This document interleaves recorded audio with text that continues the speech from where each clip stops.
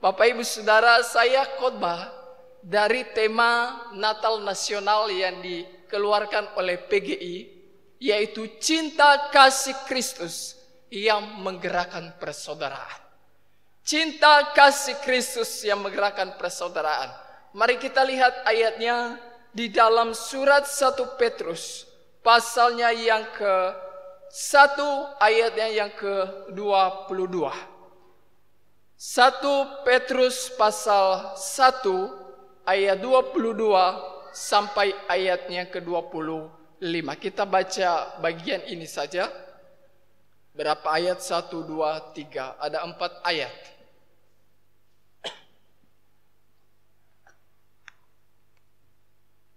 Kalau sudah ketemu kita baca sama-sama. Dalam hitungan ketiga, surat 1 Petrus pasal pertama ayat 22 sampai ayat 25. 1, 2, 3. Karena kamu telah menyucikan dirimu oleh ketaatan kepada kebenaran, sehingga kamu dapat mengamalkan kasih persaudaraan yang tulus ikhlas.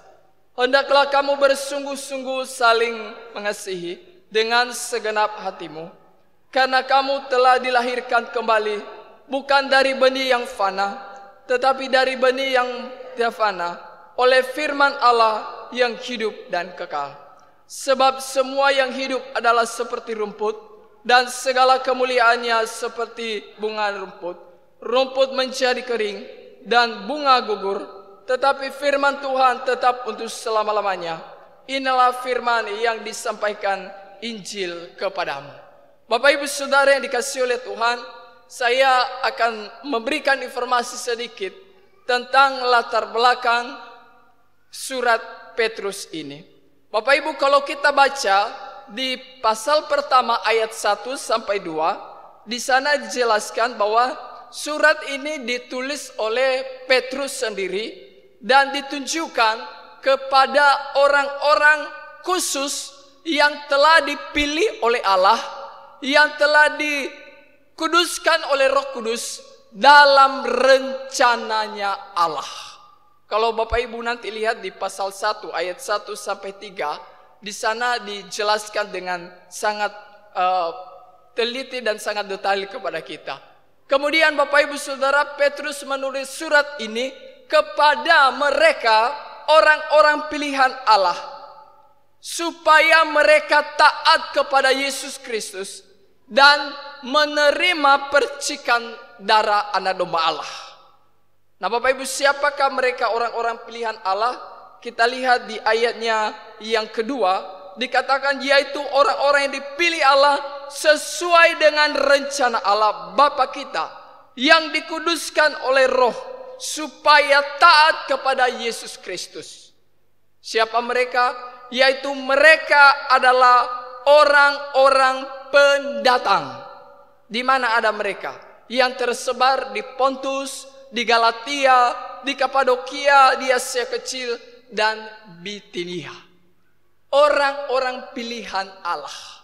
Bapak Ibu Saudara yang dikasihi oleh Tuhan, kita bersyukur kepada Tuhan karena kita adalah orang-orang pilihan Allah. Orang-orang yang telah dikuduskan oleh Allah, dan orang-orang yang telah direncanakan oleh Allah, yang telah dipilih oleh Allah dalam rencananya sebelum dunia dijadikan. Bapak Ibu Saudara yang dikasihi oleh Tuhan, Ia mengingatkan kepada mereka supaya mereka taat kepada Yesus Kristus, karena mereka telah dipilih oleh Allah. Supaya mereka setia kepada Yesus Kristus, karena mereka telah dipilih oleh Allah. Inilah karakter cara hidup orang yang telah dipilih oleh Allah, yang telah dikuduskan oleh Allah. Harus taat setia kepada Tuhan. Tidak boleh tidak. Kalau kita tidak setia kepada Tuhan, lalu kita klaim kita adalah umat pilihan Allah, itu berarti klaim itu hanya dari diri kita sendiri, tidak dari Tuhan. Tapi kalau kita orang yang setia taat kepada Tuhan, berarti klaim kita akan umat pilihan Allah itu betul dan disetujui oleh Tuhan. Bapak Ibu Saudara, dalam surat Petrus ini Petrus mengingatkan kepada mereka bertujuan ada 3 hal yang sangat penting yang saya simpulkan, bahwa supaya mereka dikuatkan dalam iman kepada Allah.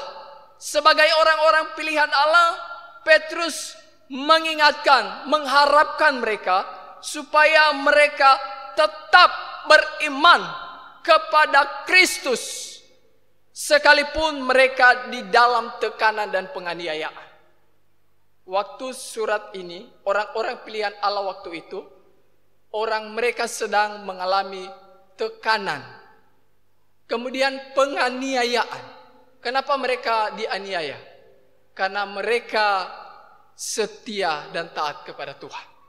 Lalu Petrus berkata kepada mereka, walaupun kamu ditekan, walaupun kamu dianiaya, kamu harus beriman kepada Yesus Kristus.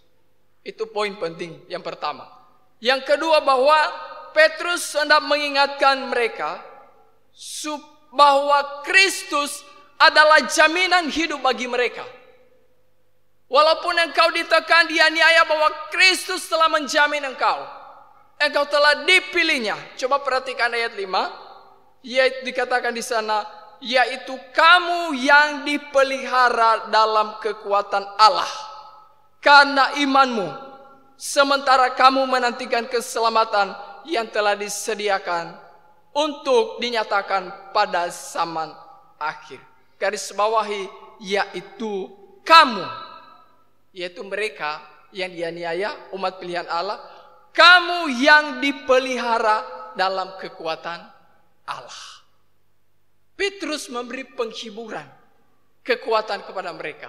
Dalam situasi tekanan, dalam penganiayaan, dia bilang bahwa tenang, sabar, tetap beriman kepada Tuhan. Karena hidupmu dipelihara oleh Tuhan. Ini luar biasa Bapak Ibu Saudara. Ada banyak kita yang hilang pengharapan.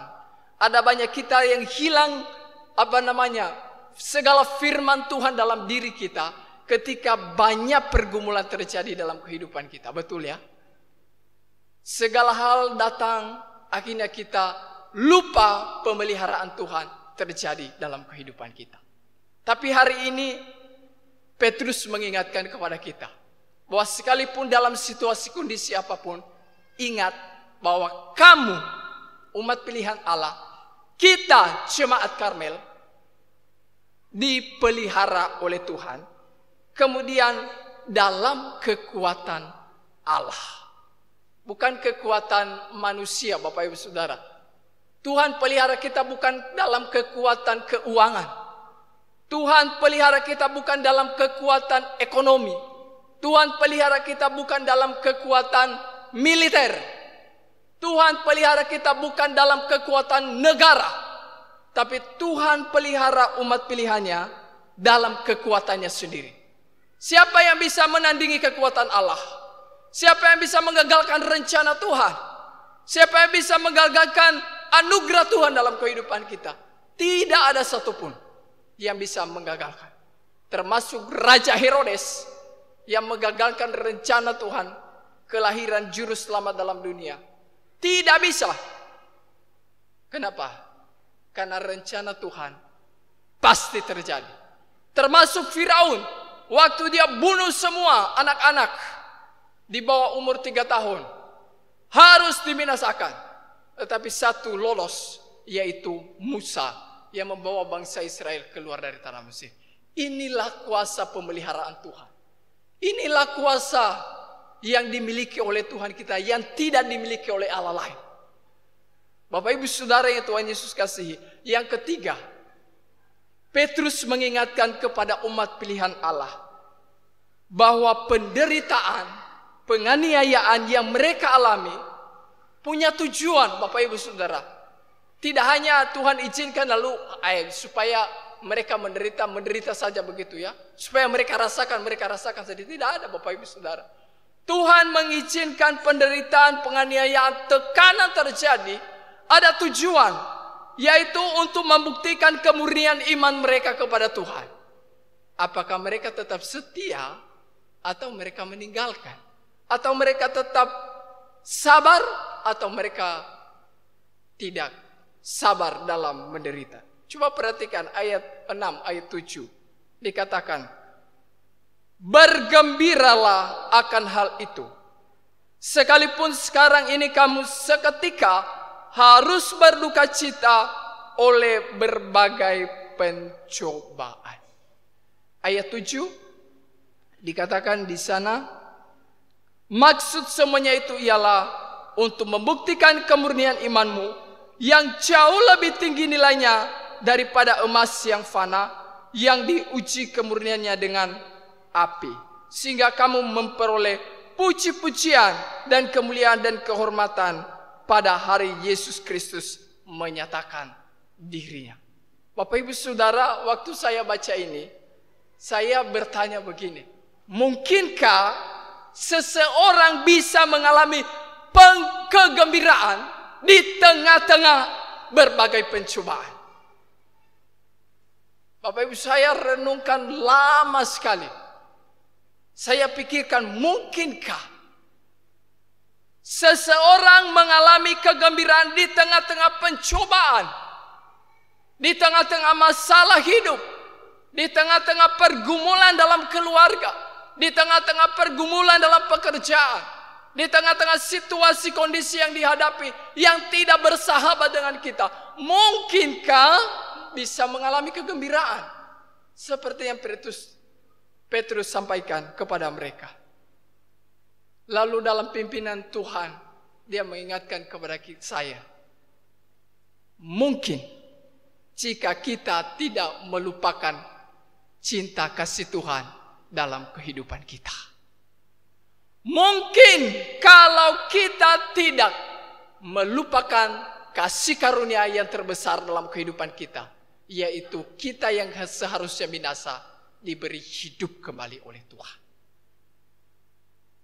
Mungkin Bapak Ibu Saudara, karena masalah terbesar kita bukan masalah dalam ekonomi kita, bukan.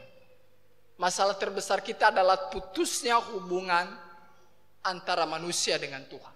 Itu masalah terbesar. Tapi Tuhan telah memberikan solusi. Tuhan telah menyelesaikan melalui anaknya Yesus Kristus. Maka kalau kita ingat itu, sekalipun kita dalam penderitaan, dalam penganiayaan, hati kita bersuka cita. Karena masalahku yang terbesar telah diselesaikan oleh Tuhan. Maka masalah yang kecil-kecil ini pasti Tuhan akan tolong. Amin. Itu harus menjadi sukacita kita. Ingat terus. Ingat terus. Ada lagu Kemenangan Iman 302. Ingat akan nama Yesus, kau yang susah dan sedih. Nama itu menghiburmu mana saja kau pergi. Suara saya kurang bagus karena parau sedikit ya. Terlalu makan banyak ini kemarin ya. Kue Natal begitu ya. Bapak Ibu, ingat nama Yesus. Jangan ingat-ingat yang lain dah. Ingat nama Yesus yang telah memberikan segala-galanya bagi kita. Maka yang kecil-kecil Tuhan akan selesaikan. Bapak Ibu Saudara, melalui surat ini Petrus mengharapkan kepada umat-umat pilihan Allah supaya mereka tetap sabar, rela dan tahan menghadapi penderitaan dan penganiayaan. Berat Bapak Ibu, berat. Tetapi sekali lagi, kalau kita ingat kasih karunia Tuhan, maka hati kita akan bersuka cita. Kalau kita mengingat pengorbanan Kristus bagi kita, maka hati kita sangat bersuka cita. Melalui surat ini Bapak Ibu Saudara, Petrus mengharapkan kepada umat-umat pilihan Allah supaya dalam penderitaan, dalam situasi kondisi yang sedang mereka hadapi, jangan menjadi orang yang egois, tetapi saling mengasihi, saling memperhatikan satu dengan yang lain. Sebagai bukti bahwa mereka telah menerima penyucian dari anak domba Allah, dan sebagai bukti bahwa mereka taat dalam kebenaran firman Allah, dan sebagai bukti bahwa kita ini adalah anak-anak Allah. Bapak Ibu Saudara yang dikasihi oleh Tuhan, kita kembali ke tema nasional tahun ini. Tema nasional tahun ini yaitu cinta kasih Kristus yang menggerakkan persaudaraan. Bapak Ibu, waktu saya baca dari penjelasan dari PGI, dijelaskan di sana tema ini sengaja dipilih Bapak Ibu Saudara. Kenapa? Untuk mengingatkan seluruh umat manusia, secara khusus orang-orang Kristen di Indonesia, untuk saling mengasihi satu dengan yang lain, saling memperhatikan satu dengan yang lain dengan segenap hati. Kenapa? Karena hampir 2 tahun ini Bapak Ibu Saudara, kita saling terpisah satu dengan yang lain. Betul? Kita beribadah selalu jaga jarak. Kita pergi belanja selalu jaga jarak. Kita mau salaman, tahan-tahan dulu. Dia mau salaman saya atau tidak? Sebenarnya saya tidak mau, tapi karena dia ya sudah tidak enak begitu ya, salaman saja begitu. Yang dulunya kita baku polo, oh selamat hari Natal. Oh saudaraku yang kukasihi. Oh saudaraku yang mengasihi aku. Hampir 2 tahun ini kita tidak mengalami yang begitu-begitu. Puji Tuhan kemarin kita bisa melakukannya walaupun masih takut-takut begitu ya. Tapi kita harus berani. Kalau mau ya mau, kalau tidak usah. Itu sebabnya PGI mengingatkan bahwa kita harus memperhatikan. Ada banyak orang yang kekurangan, ada banyak orang yang kekurangan dalam ekonomi, ada orang yang sakit. Apalagi kalau orang itu sudah dinyatakan positif, sudah satu dengan yang lain baku lihat dan sudah menyingkir, tidak mau pergi lihat. Nah, sengaja tema ini dipilih Bapak Ibu Saudara, supaya walaupun kita dalam situasi yang kurang bersahabat, mari kita saling mengasihi satu dengan yang lain. Mari kita saling memperhatikan satu dengan yang lain. Kita yang kuat secara ekonomi, mari kita berbagi kepada mereka yang kekurangan secara ekonomi. Kita yang kuat secara kesehatan, mari kita pergi menolong mereka yang lemah secara kesehatan. Bapak Ibu Saudara yang dikasihi oleh Tuhan, kalau dulu di zamannya Petrus mereka dianiaya, umat-umat pilihan dianiaya, Petrus berkata kepada mereka, walaupun kamu dianiaya, kamu tetap mengasihi, jangan jadi anggota yang egois. Hari ini Bapak Ibu Saudara, saya berkata kepada kita, walaupun dalam situasi yang tidak mendukung pada hari ini, mari kita sebagai anak-anak Allah, sebagai anggota jemaat, sebagai umat pilihan Allah, jangan kita hidup seperti anggota yang egois. Mari kita saling memperhatikan satu dengan yang lain. Mari kita saling mempererat persaudaraan satu dengan yang lain, meskipun dalam situasi yang kurang baik. Bapak Ibu Saudara, PGI mengharapkan bahwa kita harus mengasihi sesama kita, mengasihi saudara kita dengan segenap hati. Lalu pertanyaannya, mungkinkah bagaimana kita bisa mengasihi sesama kita dengan sepenuh hati? Kita harus sadar Bapak Ibu Saudara, bagaimana kita bisa mengasihi sesama kita dengan sempurna, dengan sungguh-sungguh. Kita mesti harus sadar bahwa kasih kita kasih yang terbatas. Dengan kasih yang kita miliki, kita tidak mungkin mengasihi orang di sekeliling kita, apalagi orang yang tidak sama dengan kita dengan sempurna. Betul? Saya tidak bisa mengasihi Bapak Ibu dengan kasih yang saya miliki sendiri. Tidak bisa. Saya tidak bisa melayani pekerjaan Tuhan dengan kasih yang saya miliki sendiri. Tidak bisa. Bapak Ibu, kita tidak bisa. Suami tidak bisa mengasihi istri dengan sepenuh hati, dengan sungguh-sungguh, dengan kasih yang dia miliki. Tidak bisa. Begitu juga istri dengan suami, begitu juga anak-anak, atau dalam lingkungan kita. Kita tidak mungkin mengasihi dengan kasih yang ada pada kita. Lalu bagaimana kita supaya bisa mengasihi dengan sempurna? dengan segenap hati, dengan sungguh-sungguh. Kita mesti harus punya kasih dari Allah. Kita minta kepada Tuhan, Tuhan beri saya kasih yang daripadamu. Supaya kasih yang saya punya, kasih yang terbatas, kasih yang lemah, kasih yang penuh embel-embel, kasih yang penuh dengan motivasi yang tidak benar.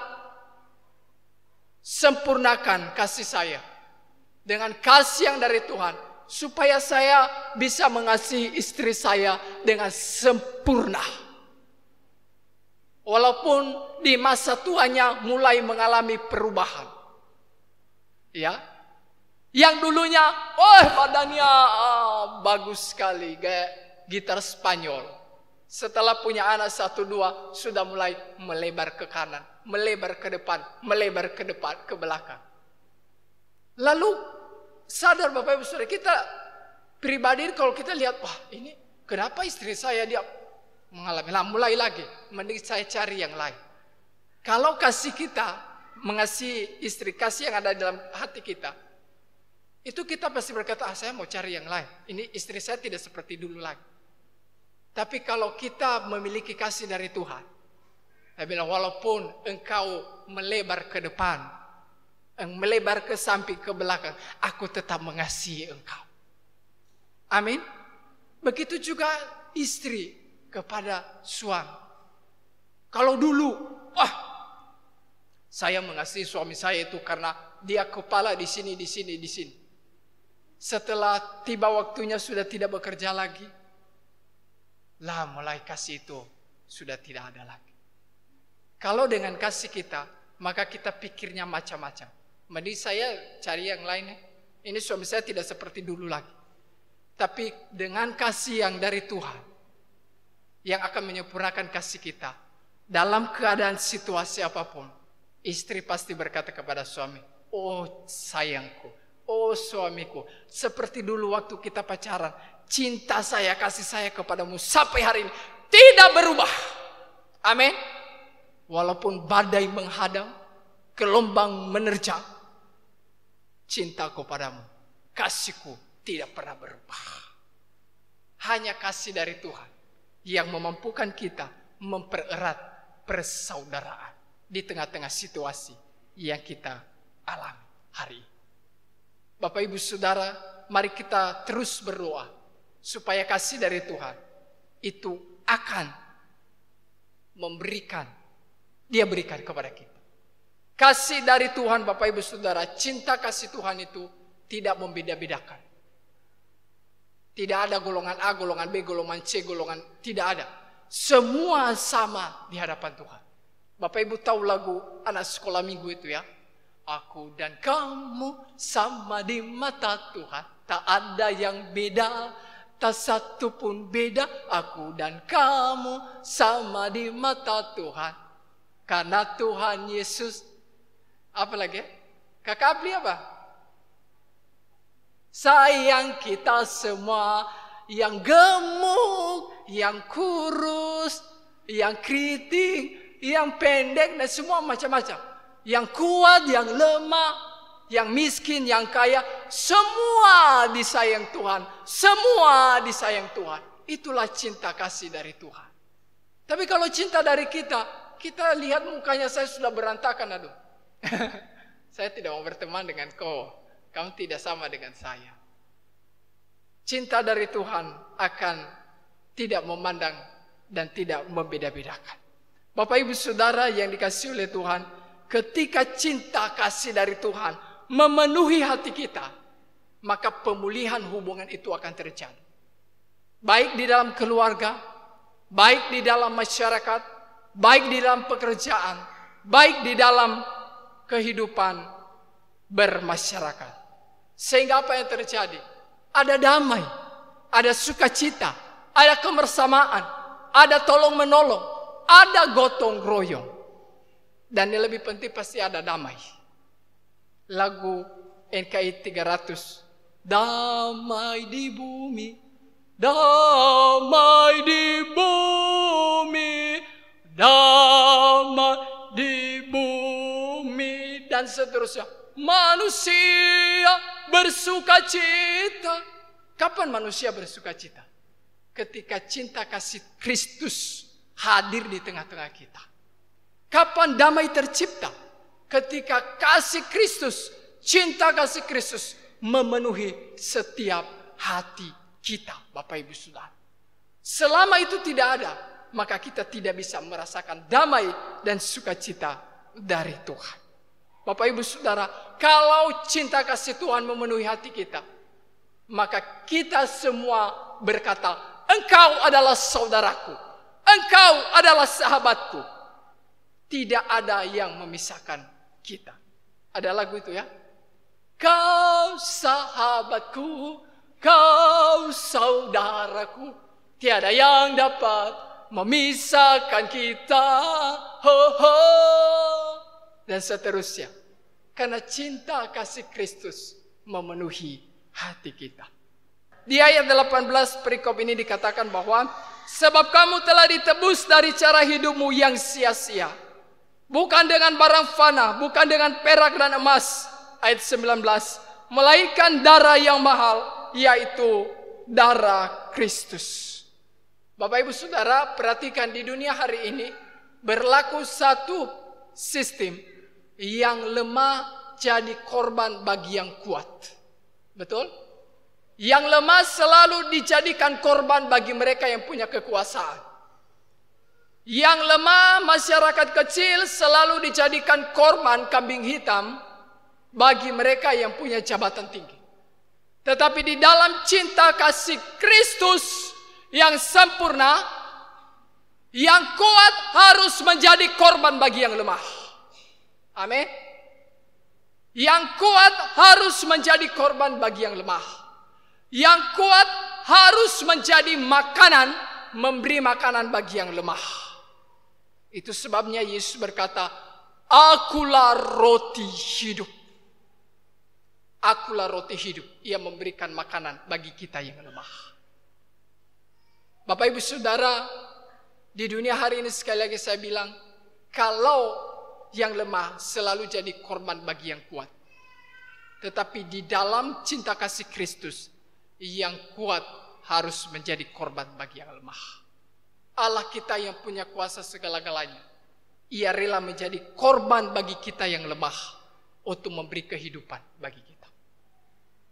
Pelajaran kita pelajari dari sini, meneladani apa yang Kristus telah berikan kepada kita. Maka kita diajak untuk kita yang kuat, baik secara fisik, baik secara ekonomi, di dalam jemaat maupun di dalam bermasyarakat, kita diajak untuk berbagi kepada mereka yang lemah. Inilah pesan Natal dari PGI tahun ini. Kita yang kuat secara ekonomi, mari kita berbagi kepada mereka yang lemah. Mari kita memperhatikan hidup mereka sebagai bukti bahwa kita ini adalah anak-anak Allah yang taat kepada kebenaran firman Allah. Sehingga sukacitaku dirasakan oleh engkau. Sukacita yang kita rasakan dirasakan oleh orang lain. Dan di dalam Galatia 2, saya tutup renungan ini. Galatia 6 ayat 2 dikatakan begini. Bertolong-tolonglah menanggung beban. Demikianlah kamu memenuhi seluruh hukum Kristus. Kita dipanggil, kita diberi berkat lebih, bukan hanya untuk kita nikmati, tapi kita mesti harus membagikan, mengorbankannya bagi orang yang lemah.